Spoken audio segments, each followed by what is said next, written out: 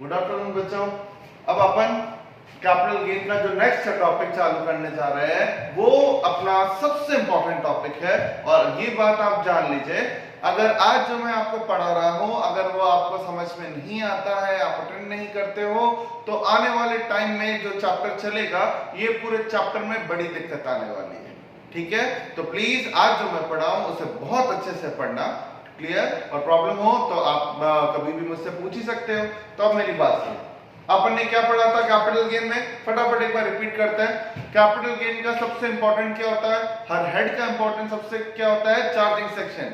कौन सा है, 45 चार्जिंग सेक्शन कहता है एंड में या और में, एंड में, जो क्या कहता है कि कौन बंदा कैपिटल गेन में कवर होगा या किसकी इनकम कैपिटल गेन में आएगी। अगर क्या होता है, प्रॉफिट किससे होता है, ट्रांसफर से। और ट्रांसफर क्या करते हो, कैपिटल एसेट। तो जिसने अपनी एसेट को ट्रांसफर करके पैसे कमाए वो कैपिटल गेन में कवर होगा। इन शॉर्ट अगर अपन एक नॉर्मल भाषा में बोले, सिंपल भाषा में बोले, तो एसेट को बेच के पैसे कमाना कैपिटल गेन में कवर होता है। अब अपन ने उस टाइम क्या पढ़ा था, कौन सी साल इनकम पे टैक्स लगेगा, जिस साल आप ट्रांसफर करोगे उस साल की प्रीवियस ईयर की इनकम पे टैक्स देना है। क्या पढ़ा था, नेक्स्ट पॉइंट क्या होने चाहिए उसके अंदर, अपन ने पढ़ा था कैपिटल एसेट। कैपिटल एसेट मतलब क्या पढ़ा था, आपके पास जो कैपिटल एसेट होगी, कैपिटल एसेट मतलब टेंजिबल और इनटेंजिबल, मूवेबल और इमूवेबल।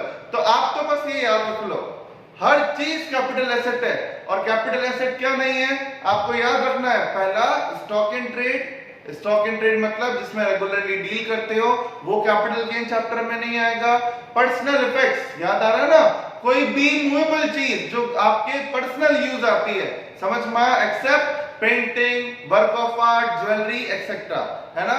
तीसरा अपन ने क्या पढ़ा था, गोल्ड बॉन्ड्स, और चौथा एग्रीकल्चरल लैंड। ये चार चीजों को छोड़ दो तो हर चीज कैपिटल एसेट है, उनको बेचने से जो पैसा होगा वो कैपिटल गेन हेड में कवर होगा। फिर अपन ने क्या पढ़ा था, ट्रांसफर की डेफिनेशन ही क्या कहती है, इंक्लूड्स नॉट मीन्स। और इंक्लूड्स मतलब कुछ भी करो मतलब मैं एक छोटी सा एग्जांपल बताऊं बच्चों, जहां मालिक चेंज हुआ वो ट्रांसफर है। गवर्नमेंट ने तो बस दिमाग में यही रखा कि अगर ओनर बदल गया सब ट्रांसफर में आएगा, और ट्रांसफर में आएगा तो क्या लगेगा, कैपिटल गेन। चाहे वो सेल हो, एक्सचेंज हो, अपने अधिकार को छोड़ना हो, कंपलसरी एक्वायर करना हो, पार्टनर के लिए कोई पार्टनर फर्म का पार्टनर बनने के लिए अपनी एसेट दे, सब कुछ जो होगा वो किस में आएगा, ट्रांसफर में। ट्रांसफर में क्या नहीं आता ये आगे पढ़ेंगे अपन, फिलहाल ट्रांसफर में क्या आता है, सब कुछ आता है। समझ में आया, क्लियर? अब मेरी बात सुनो प्लीज। अब आपको पता चल गया कि ये कैपिटल एसेट है, एग्जाम में जो पॉइंट दिया हुआ था उसमें समझ में आ गया, हाँ ये एसेट है। इसने सेल किया, सेल ट्रांसफर की डेफिनेशन में आता तो हाँ ये ट्रांसफर है। तो अब जो सबसे इंपॉर्टेंट चीज है वो ये, जब पता चल ही गया है कैपिटल एसेट का ट्रांसफर हो चुका है तो क्या निकालना है, प्रॉफिट। अब प्रॉफिट कैसे निकालते हैं, सामने जो लिखा हुआ है उसे आप ना देखिए और आप बहुत सीरियस होके एक मेरे को एग्जांपल का आंसर दीजिए। ढंग से समझना बच्चों, ये कोई मजाक की चीज नहीं है। आप मेरे को एक बात बताओ, सपोज करो आपके फादर ने बोला कि अपने पास एक घर है, मैंने एक बिल्डिंग ले रखी थी इन्वेस्टमेंट के हिसाब से, अब मैं उस बिल्डिंग को बेचना चाहता हूँ। ठीक है, बिल्डिंग को बेचना चाहता हूँ और मेरा एक बायर है वो 70 लाख रुपए दे देगा। तो अब आपका पॉइंट क्या पापा से कि पापा वो 70 लाख रुपए में आप जो अपना वाला घर बेच रहे हो उसमें पैसे कमा रहे हो या लॉस में हो। पापा ने कहा बात तो सही है, अब तू ही बता, तू अकाउंट्स का स्टूडेंट है, तू बता कि मैं अगर इस घर को 70 लाख में बेच दूं तो मैं प्रॉफिट में हूं या लॉस में हूं। ये क्वेश्चन आपके फादर ने आपसे पूछा कि तुझे जो इंफॉर्मेशन मुझसे चाहिए तू मुझसे पूछ ले। बच्चों इस फॉर्मेट्स को मत देखना, आप सिर्फ मेरी बात पे ध्यान दो। आपसे पापा ने फ्री हैंड दे दिया आपको बोला कि तुझे जो मुझसे पूछना है पूछ, मैं तेरे को बता दूंगा, लेकिन तुझे ये बता मैं प्रॉफिट में हूं या लॉस में। अब आपका काम ये है ये चेक करना फादर को प्रॉफिट हुआ या लॉस। प्रॉफिट कब होगा बच्चों, जो पैसे 70 लाख आपके फादर को मिल रहे हैं अगर उनके खर्चे से ज्यादा है। बात समझ में आ रही है, मतलब आपके फादर ने टोटल उस बिल्डिंग पे खर्चा किया 60 लाख, आ रहे हैं 70 70 लाख, तो आप फादर को बोलोगे कि पापा आपने 10 लाख रुपए कमाए। और अगर आपने कैलकुलेशन में कहा कि पापा 70 में बेच रहे हो, आपकी जेब से 80 लाख रुपए लग चुके हैं, तो फिर आपके फादर को बोलना पड़ेगा कि आप 10 लाख लॉस में हो, इस घर को मत बेचो या महंगे में बेचो या जैसे भी। बात समझ में आ रही है? अब प्लीज सुनो, कैसे पता चलेगा कि घर पे खर्चा कितना हुआ है? बहुत ढंग से सुनना। आपके फादर ने तो 70 लाख रुपए रेट बता दी कि ये घर 70 लाख में जाएगा, अब तू बता प्रॉफिट है या लॉस। तो सबसे पहले आपके दिमाग में दौड़ेगा कि पापा ये जो 70 लाख में घर अपना बिक रहा है, कौन बिकवा रहा है? तो आपके फादर ने कहा कि एक ब्रोकर है, उससे बात कर रखी है मैंने, वो 70 लाख रुपए में घर बिकवाएगा और 1 लाख कमीशन लेगा। आपने कहा अच्छा 1 लाख कमीशन लेगा, तो एक चीज समझ में आई कि 70 लाख रुपए के लिए 1 लाख रुपीस तो ब्रोकर को ही देने पड़ जाएंगे, तो बचे कितने? 69। अब आप अपने फादर से पूछोगे पापा ये तो बताओ आपने ये घर या ये प्लॉट जब भी लिया होगा कितने में लिया? आपके फादर ने बताया कि ये घर मैंने इस साल में लिया था और ये घर मैंने 30 लाख रुपए में लिया था। तो 30 लाख रुपए खर्चा आपके फादर का ऑलरेडी हो चुका है, 1 लाख रुपए वो ब्रोकर लेगा। अब आपके फादर से आपने बोला कि पापा आपने जब ये घर लिया था तो केवल ये 1 फ्लोर का था, अभी तो इस घर के 3 फ्लोर हैं, आपने इस घर पे 2 फ्लोर बनाने का खर्चा और अलग से किया है। आपके फादर ने कहा बिल्कुल सही है, मैंने इस पे 2 फ्लोर पर 15 लाख रुपए और खर्चा किया। तो आप कहोगे चलो 15 लाख, तो 15 लाख आपकी जेब से और है। अब मेरा क्वेश्चन आपसे ये है, क्या और भी कोई ऐसा खर्चा है जो रह गया? मेरी बात समझना, क्या अभी और कोई ऐसा खर्चा है जो आपके फादर ने घर पे किया और इसमें मैं शामिल करना भूल गया हूं? एक घर पे क्या क्या खर्चा होता है? उसे खरीदने का खर्चा, उसे बनवाने का खर्चा और उसे बेचने का खर्चा। इन 3 खर्चों के अलावा थोड़ा सोचिए, क्या आपके फादर ने कोई खर्चा उस घर पे किया? अब आप ये बोलो कि सर फादर पेंट वगैरह तो कराते थे, हर साल छोटा मोटा मेंटेनेंस कराते थे, तो आपको वो खर्चों का बेनिफिट तो हाउस प्रॉपर्टी में मिल जाएगा। हाउस प्रॉपर्टी एक्ट याद ही है, जहां पर आपको स्टैंडर्ड डिडक्शन मिलता था ना 30%, वो इन छुटपुट खर्चों का ही तो होता था। समझ में आया? इसका मतलब बड़े बड़े खर्चे, बड़े बड़े छोड़ो, एक्चुअल में खर्चे 3 ही होते हैं किसी घर पे: घर को खरीदने का, घर को बनवाने का, प्लस उस घर को बेचने का। ये 3 खर्चे आपके। अब आपने फादर से पूछा क्या और भी कोई खर्चा किया? पापा याद कर लो। आपके फादर ने कहा नहीं, बस 3 ही तो खर्चे होते हैं, 3 तेरे को बता दिए। तो बस अब आप क्या करोगे? आप अपने फादर को बोलोगे कि पापा आपने टोटल 46 लाख रुपीस का इस घर पे खर्चा किया है, और 46 में खर्चा किया, 70 में आप बेच रहे हो, तो पापा आपको 24 लाख रुपीस का बेनिफिट हो रहा है। अब आप इसको 24 लाख रुपए आप इस घर में आराम से कमा रहे हो। अब आप देख लो, आप ज्यादा कमाना चाहते हो या कम, लेकिन आप लॉस में नहीं। ये आपने अपने फादर को बता दिया। समझ में आया? तो प्रैक्टिकल लाइफ के अंदर क्या होता है, सिर्फ कोई भी बंदा जिसने अकाउंट्स नहीं पढ़ी, वो तो साइंस का है, आर्ट्स का है, वो क्या करता है, जितना खर्चा किया उस घर पे टोटल करता है, और उस टोटल को किस में से लेस कर देता है? वो जितने पैसे आएंगे। अगर जितने पैसे आएंगे वो उसके खर्चे से ज्यादा है तो प्रॉफिट, कम है तो लॉस। बात समझ में आ रही है? लेकिन आप एक पॉइंट सुनना, पॉइंट बहुत इंपॉर्टेंट है बच्चों, ढंग से सुनना। मान लीजिए आप में से एक्चुअल में भी होगा कि जैसे अपने जोधपुर सिटी के अंदर किसी का मकान होगा, आप में से किसी ना किसी का जोधपुर शहर में मकान होगा। वो मकान आपके दादाजी ने आज से 40 साल, 50 साल या 60 साल पहले खरीदा। अब वो जो मकान 50 साल पहले खरीदा है बच्चों, वो मकान अगर आप अपने दादाजी से पूछो कि कितने में खरीदा दादाजी, तो उन्होंने बोला कि 1 लाख में। 50 साल पहले तो 1 लाख भी बहुत बड़ी बात है, 1 लाख में भी नहीं होगा। जहां तक मुझे पता 10,000, 11,000, इवन 1100 में भी लोगों ने मकान खरीदे। चलो अपन 1 लाख रुपए मानते हैं, 1 लाख रुपए में घर खरीदा। फिर आपके दादाजी से आपने पूछा इस पर खर्चा वर्चा कितना किया? उन्होंने कहा कि घर में खर्चा करना ही क्या होता है, सिटी का मकान है, 1 लाख खर्चा किया मैंने इस पर। तो आपने दादाजी को बोला कि अच्छा दादाजी आपने आज तक इस घर पे 2 लाख रुपए खर्चा किया। दादाजी ने कहा हाँ सही है, 2 लाख खर्चा किया।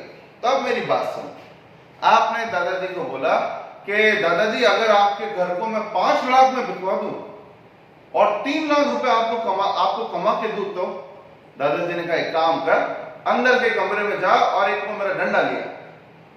क्यों बोला दादाजी ने ऐसा? 2 लाख रुपए का घर आप 5 लाख में बिकवा रहे हो और दादाजी को लग गया कि हमारे घर में तो एक मैन्युफैक्चरिंग डिफेक्ट बच्चा आ चुका है, वो कह रहा है 5 लाख में बिकवा कर 3 लाख रुपए कमा के दूंगा। समझ में आ रही है मेरी बात? ठीक है, क्या बच्चों दादाजी को वाकई में 5 लाख में बेचने में 3 लाख का प्रॉफिट है? दादाजी खुश हो रहे हैं कि पूरी दुनिया का सबसे होनहार बच्चा हमारे यहीं पैदा हुआ है। मेरी बात समझ में आ रही है? क्या प्रॉफिट दिख रहा है? वैसे अगर अपन न्यूमेरिकल वे में जाए, अपन अपने कैलकुलेटर पे निकालें तो 2 लाख का खर्चा 5 लाख रुपए मिले तो 3 लाख प्रॉफिट है। तो 3 लाख प्रॉफिट होने के बावजूद भी दादाजी को गुस्सा क्यों आया? गुस्सा इसलिए आया क्योंकि दादाजी ने आपको फिर समझाया, क्योंकि घर का बच्चा समझाना तो अपने आप को खुद को ही पड़ेगा ना, बाहर का काम समझाएगा। दादाजी ने बोला कि बेटा ये 2 लाख का खर्चा मैंने आज नहीं किया, 50 साल पहले किया। तो ये जो खर्चा 50 साल पहले किया, आज अगर मैं खर्चा करूं तो आज के टर्म्स में इसकी वैल्यू क्या है वो देख। अगर आज के टर्म्स में ये 2 लाख का खर्चा आज के 40 लाख के बराबर है, तो फिर तू 40 से ऊपर घर बेचेगा तो प्रॉफिट होगा ना। मेरी बात समझ में आई? तो दादाजी ने कहा कि मैंने 50 साल पहले लिया वो मैटर अलग है, आज ये कितने रुपए का है वो मैटर करता है बेटा, उससे ज्यादा बेच के दिखा तो प्रॉफिट है, वरना तो लॉस ही है ना। 2 लाख की चीज 5 लाख में बेचने पर गर्व मत कर, नंबर्स पे मत जा, आज की वैल्यू पर जा। अब बात आती है कि आपको समझ में तो आ गई क्या गलती करी। अब आपने कहा कि अच्छा दादाजी मैं समझ गया, पुरानी कॉस्ट को आज की कॉस्ट में कन्वर्ट करूं फिर देखूं कि आपको प्रॉफिट हुआ या लॉस। दादाजी ने कहा हाँ ये देख। अब आप बात आती है पुरानी कॉस्ट को आज की कॉस्ट में कन्वर्ट कैसे किया जाए, ये भी तो बात है। तो बच्चों आपने फाउंडेशन में स्टैटिस्टिक्स चैप्टर पढ़ा होगा, नहीं तो 12th के अंदर एक चैप्टर पढ़ा होगा इंडेक्स नंबर। ये इंडेक्स नंबर का यूज पहले पता नहीं क्या था, अब बहुत यूज है। इंडेक्स नंबर क्या होता है बच्चों? पुरानी किसी कॉस्ट को आज की वैल्यू में कन्वर्ट करने के लिए अपन इंडेक्स नंबर चैप्टर यूज करते हैं। ये चैप्टर अपने कैपिटल गेन का बहुत इंपॉर्टेंट टॉपिक है। मेरी बात समझना, इंडेक्स में क्या होता था कि राम ने 10 साल पहले 40 रुपए में पिज्जा खाया, आज वो 10 रुपए की चीज 100 रुपए की हो गई है, तो वो 40 रुपए का पिज्जा कितने का हो गया होगा, उसको इंडेक्स नंबर बोलते हैं। कैसे करते थे वो इंडेक्स? सुनो, अगर किसी ने नहीं भी किया तो भी सुन लो। इंडेक्स करते थे कि हाँ 10 साल पहले कितने रुपए में ये चीज खरीदी थी, मान लो उससे राम से पूछा 10 साल पहले कितने रुपए में पिज्जा खाया था, तो उसने कहा 40 रुपीज। अब आपको क्या करना है, 10 साल पहले अगर 40 रुपए लगते थे एक पिज्जा पे, तो आज कितने लगते हैं? तो आज कितने लगते हैं, तो आज का इंडेक्स पता करोगे, वो गवर्नमेंट निकालती है। गवर्नमेंट ने आज का इंडेक्स निकाला कि 200, और 10 साल पहले इंडेक्स क्या था? 100। इसका मतलब जो चीज 10 साल पहले 100 रुपए की थी, आज वो कितने की हो गई? 200 की। तो 40 रुपए की चीज कितने की हुई होगी? आप क्या करोगे इस इंडेक्स से? 40 इंटू 200 अपॉन 100। ये क्या होता है बच्चों? आपने स्कूल में पढ़ा होगा, स्कूल नहीं जहां पे भी पढ़ा होगा, P1 अपॉन P0। P1 मतलब आज का इंडेक्स, आज की वैल्यू क्या है, डिवाइड बाय P0। P0 मतलब 10 साल पहले इंडेक्स क्या चल रहा था, क्या मार्केट में रेट चल रही थी, तो क्या चल रही थी? 100। तो आप क्या बोलोगे? आज वो पिज्जा 80 रुपए का है। अगर 80 रुपए से पिज्जा कम में बिक रहा है तो मतलब सस्ता बिक रहा है, 80 से ज्यादा में बिक रहा है तो महंगा बिक रहा है। बात मेरी समझ में आ रही है? तो इंडेक्स क्यों किया? इंडेक्स इसलिए किया क्योंकि जो खर्चा आपने बहुत पहले किया था, वो खर्चा अगर आज आप करोगे तो वो खर्चे की वैल्यू बढ़ गई है। मेरी बात समझ में आ रही है? तो अगर आपको एग्जैक्टली देखना है, मैं प्रॉफिट में हूं, मैं लॉस में हूं, तो प्रॉफिट या लॉस देखने का फॉर्मूला मैं भी मानता हूं, selling price minus cost price होता है। लेकिन कॉस्ट प्राइस जो होगी बच्चों, वो तो पुरानी है ना। उस पुरानी कॉस्ट को किस में कन्वर्ट करोगे? आज की कॉस्ट में। ताकि आप ये देख सको कि आज उस पर खर्चा किया जाए तो टोटल कितना खर्चा होता है। फिर मजा आएगा सेलिंग प्राइस में से क्या लेस करना, कॉस्ट प्राइस। क्लियर हो रहा है, समझ में आ रहा है? तो अपन के लिए ये इंडेक्स बहुत काम का है। अब मेरी बात सुनो, ये तो चीज सब क्लियर हुई। अब ये चार्ट पे आता है। बच्चों सुनिएगा, इतने टाइम से अभी ये जो टॉपिक पढ़ रहे हैं, क्या कंक्लूजन या नतीजा निकला? नतीजा ये निकला कि अगर आपको एग्जाम में कैपिटल गेन निकालने से पूछा जाए तो जैसे ही कोई पूछेगा, चाहे घर में चाहे एग्जाम में, आपका दिमाग कहेगा गेन निकालना है तो गेन का फॉर्मूला होता है selling price minus cost price. Selling price वो तो दी भी होगी, और कॉस्ट प्राइस की बात क्या होती है?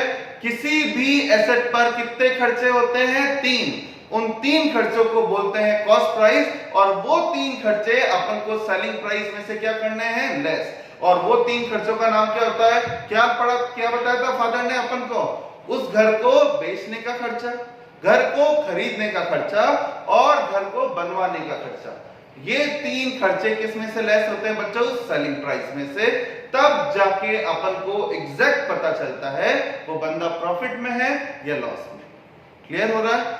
गवर्नमेंट ने भी सेम सिस्टम ऑप्ट किया है। गवर्नमेंट कहती है जब प्रैक्टिकल लाइफ में लोगों का तरीका यही है कि पैसा आया कितना माइनस गया कितना, तो अपन कैपिटल गेन का फॉर्मेट भी ऐसे ही बनाता है। एग्जैक्टली प्रैक्टिकल लाइफ का फॉर्मेट गवर्नमेंट ने सामने बना दिया, और गवर्नमेंट क्या कहती है, अब से अगर आपको कैपिटल गेन पूछा जाए, मतलब पूछा जाए एसेट बेचने से कितना फायदा हुआ निकालो, तो आपको भी क्या याद रखना है? 4 चीजें, सेलिंग प्राइस और 3 खर्चे।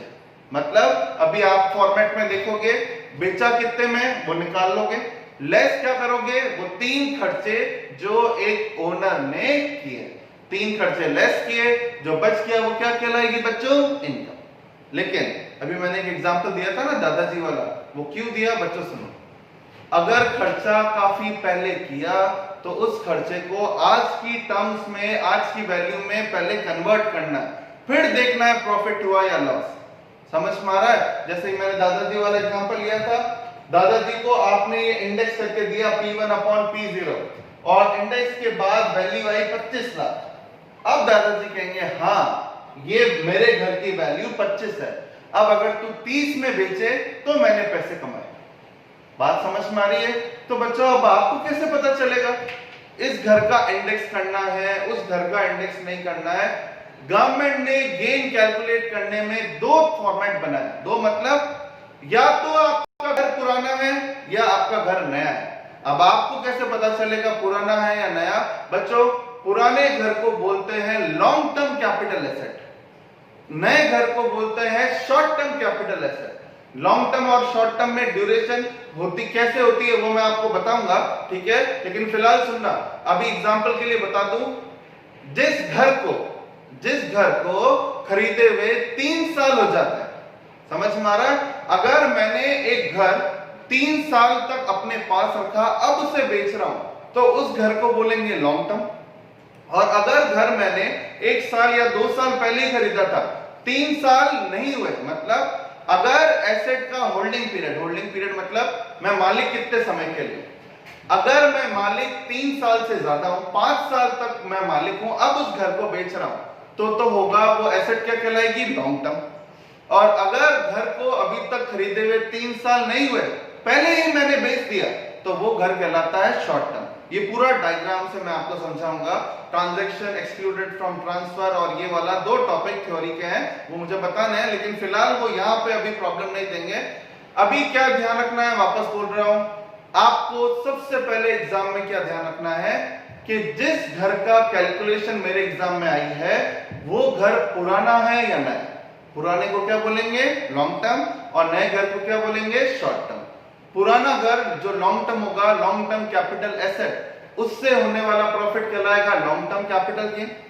और वो जो नया घर होगा, नया घर मतलब जिसको अपन क्या बोलेंगे? शॉर्ट टर्म कैपिटल एसेट, उससे होने वाले प्रॉफिट या लॉस को क्या बोलेंगे? Short term capital gain. बात समझ में आ रही है आपको? ठीक है, तो अब मेरी बात सुनो, मैंने एक क्वेश्चन लिखा, इस क्वेश्चन से ही आप समझ पाओगे। क्वेश्चन क्या है सुनिए।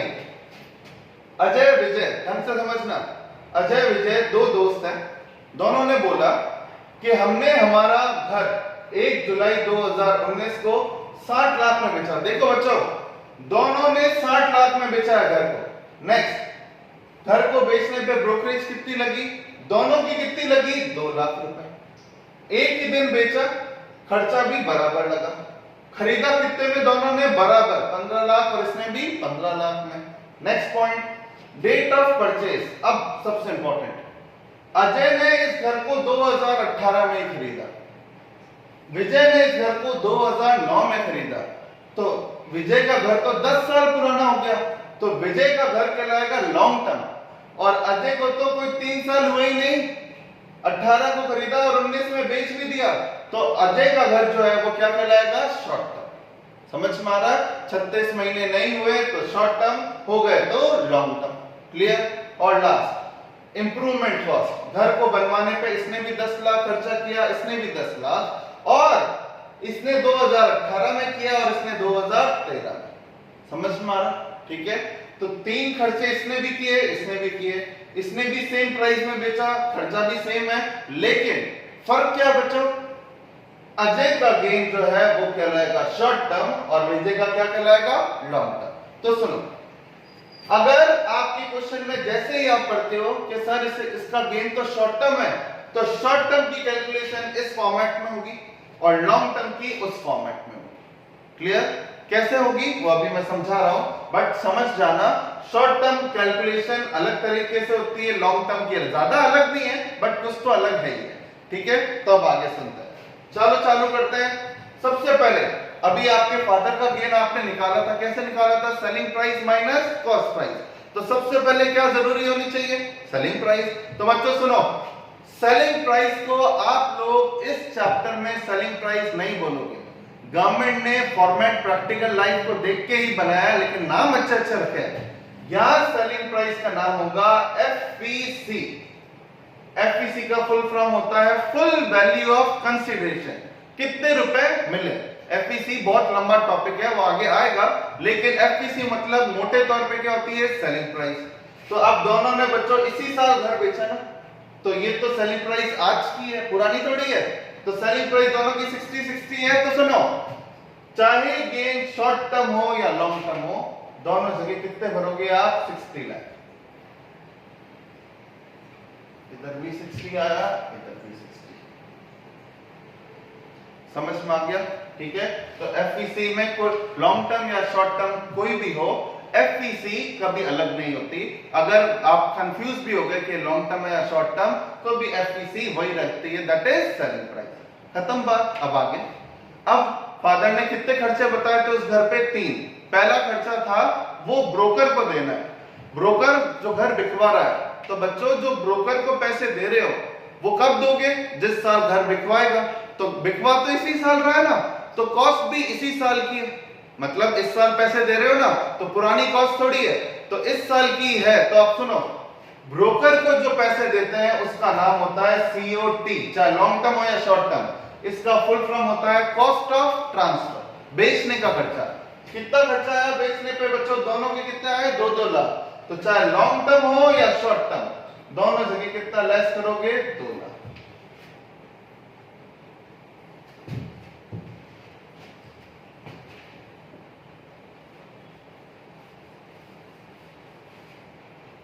ठीक है, समझ में आया? तो यहां तक लॉन्ग टर्म और शॉर्ट टर्म में कोई फर्क नहीं होता। कहां? यहां तक मतलब कहां तक? FPC and cost of transfer. ठीक है, क्योंकि ये दोनों आज की तो कॉस्ट होती है। आगे, अब सबसे इंपॉर्टेंट, ये घर इसने भी 15 में लिया, इसने भी 15 में लिया, लेकिन इसका पुराना है और इसका नया है। जिसका घर पुराना होगा उसकी कॉस्ट को इंडेक्स का बेनिफिट मिलेगा। उसकी, जैसे दादाजी का घर का इंडेक्स किया था ना, वैसे यहां करना इंडेक्स। लेकिन जिसका घर शॉर्ट टर्म है, तो शॉर्ट टर्म वाले के केस में क्या होता है बच्चों? साइंस वाला बंदा या आर्ट्स वाला बंदा भी सॉल्व कर लेगा। आपके एग्जाम में बहुत कम आता है शॉर्ट टर्म। शॉर्ट टर्म में गवर्नमेंट क्या कहती है? जो खर्चा किया बस वही लेस होगा। और खर्चा किया मतलब उसको खरीदने का खर्चा, खरीदने के खर्चे का नाम होता है कॉस्ट ऑफ एक्विजिशन। समझ में आ रहा है? कितने रुपए में घर खरीदा था अजय ने? 15 लाख। तो लेस भी कितना होगा? 15, क्योंकि घर जो है वो क्या है? Short term. लेकिन विजय को फायदा मिलेगा। विजय का घर लॉन्ग टर्म है तो गवर्नमेंट कहती है लॉन्ग टर्म वाले की कॉस्ट को क्या करोगे, इंडेक्स। इंडेक्स का फॉर्मूला क्या होता है, cost multiply by P1 upon P0। जो खर्चा आपने किया into current index divide by base index. Current index 1920 का एग्जाम में रट के जाना है, वो करंट इंडेक्स क्या है 289। ठीक है, ये एग्जाम के लिए आप रट के जाओगे। और टू P1 अपॉन क्या करना है P0। P0 मतलब क्या, जिस साल आपने घर खरीदा, घर कब खरीदा था विजय है 1 अप्रैल 2009, ये कौन सा साल है 2009-10। 9-10 का इंडेक्स आपको एग्जाम में दिया आएगा। फॉर एग्जांपल कितना आया 145, तो आप क्या करोगे 15 lakh into P1 upon P0। इससे क्या होगा बच्चों, कॉस्ट बढ़ जाएगी। कॉस्ट बढ़ जाएगी तो प्रॉफिट कम आएगा। तो कॉस्ट क्या आएगी, मल्टीप्लाई करके आंसर देखो 2989655। मैंने अपने आप नहीं किया है, मेरे पास लिखा हुआ है। ठीक है, 2989655। ये क्या आया, कॉस्ट ऑफ एक्विजिशन। समझ में आया, कॉस्ट ज्यादा आएगी तो प्रॉफिट कम आएगा, प्रॉफिट कम आएगा तो टैक्स कम लगेगा। नेक्स्ट क्या है, कॉस्ट ऑफ इंप्रूवमेंट, उस घर को बनाने का खर्चा। गवर्नमेंट कहती है जिसका घर नया है केवल उस केस में उतना ही खर्चा लेस होगा जितना किया। कितना किया खर्चा 10 लाख, तो बस आधे के केस में क्या लेस कितना होगा 10 लाख। खर्चे को, इंप्रूवमेंट के खर्चे को क्या नाम दिया गया है, कॉस्ट ऑफ इंप्रूवमेंट। तो बच्चों टोटल खर्चे कितने लेस किए, 3। घर को खरीदने का खर्चा, उसको ऊपर बनवाने का खर्चा और बेचने का खर्चा, ये 3 खर्चे लेस। लेकिन विजय को गवर्नमेंट कहती है यार तेरा घर तो पुराना, तूने ये खर्चा इंप्रूवमेंट पे पहले किया था, तो आज करेगा तो ज्यादा होगा ना खर्चा, तो हम तेरी इंप्रूवमेंट कॉस्ट को भी क्या करेंगे, इंडेक्स। तो इंडेक्स बच्चों केवल एक्विजिशन का नहीं और किसका होता है, इंप्रूवमेंट का। और तरीका क्या होगा, वही P1 अपॉन P0। P1 मतलब आज का इंडेक्स, आज का इंडेक्स क्या है 289 डिवाइड बाय P0। कौन से साल खर्चा किया था इसमें 2013, ये कौन सा ईयर है 2013-14। इसका इंडेक्स आपको दिया हुआ आएगा, वो कितना है 211। अब ये मल्टीप्लाई करके देखो कितना आएगा 1369668। ये खर्चा आपका आएगा। तो ये 3 खर्चे इसके भी थे। अब फर्क देखो, टोटल 4 चीजें निकालनी है, 4 चीजें सीखनी है, लेकिन 4 चीजों में से 2 तो लॉन्ग टर्म और शॉर्ट टर्म में सेम ही है। सेलिंग प्राइस और कॉस्ट ऑफ ट्रांसफर। अलग क्या है, एक्विजिशन एंड इंप्रूवमेंट। क्यों अलग है, क्योंकि लॉन्ग टर्म के केस में क्या करते हैं, इंडेक्स। लॉन्ग टर्म का थ्योरी पूरी मैं पढ़ाऊंगा, लेकिन ये समझ में आया कि नहीं वो देखो। ठीक है, अब अमाउंट निकालो, अमाउंट निकालो। ये इसमें से ये तीनों चीजें लेस करो, इसका लेस करो। देखो 60 में से लेस किया 27 लाख, तो इसका तो आएगा 33 लाख। ये 33 लाख क्या कहलाएगा, शॉर्ट टर्म कैपिटल गेन। समझ में आ रहा है, जो शॉर्ट टर्म एसेट को बेचने से प्रॉफिट हुआ वो क्या कहलाएगा, short term capital gain. Amount same था दोनों जगह, लेकिन आंसर इसका 33 आया। और अब बात आती है उसका कितना है, उसका गेन इससे काफी कम आने वाला है। वो आपको बात समझ भी आ गई होगी, क्योंकि गवर्नमेंट ने किसका बेनिफिट दिया इसको, इंडेक्स का। इसका बेनिफिट जो है वो क्या कहलाएगा, लॉन्ग टर्म कैपिटल गेन। ठीक है, और वो कितना आएगा 1440667। तो देखो बच्चों, केवल एसेट को काफी समय तक अपने पास रखकर बेचने से इस सेम अमाउंट होने के बावजूद केवल गेन 14 लाख आया, जबकि कितना आया 33 लाख। तो इसको 60 लाख मिले, इसे भी 60 लाख मिले, लेकिन ये टैक्स 14 लाख पे देगा और ये 33 पे देगा। समझ में आया, कैसा भी क्वेश्चन आया छोटा बड़ा कैपिटल गेन में, पहले देखो शॉर्ट टर्म है या लॉन्ग टर्म। और लॉन्ग टर्म में, शॉर्ट टर्म में तो एकदम ही इजी है, लॉन्ग टर्म में ये 2 सबसे खास चीज है। हालांकि चैप्टर यहाँ खत्म नहीं होता, ये सिर्फ बेसिक पॉइंट है, लेकिन ये बेस क्लियर होगा तभी आगे कुछ समझ आएगा। ठीक है, तो चलो ये सब चीज समझो, मैं क्वेश्चन और देता हूं, फिर अपन आगे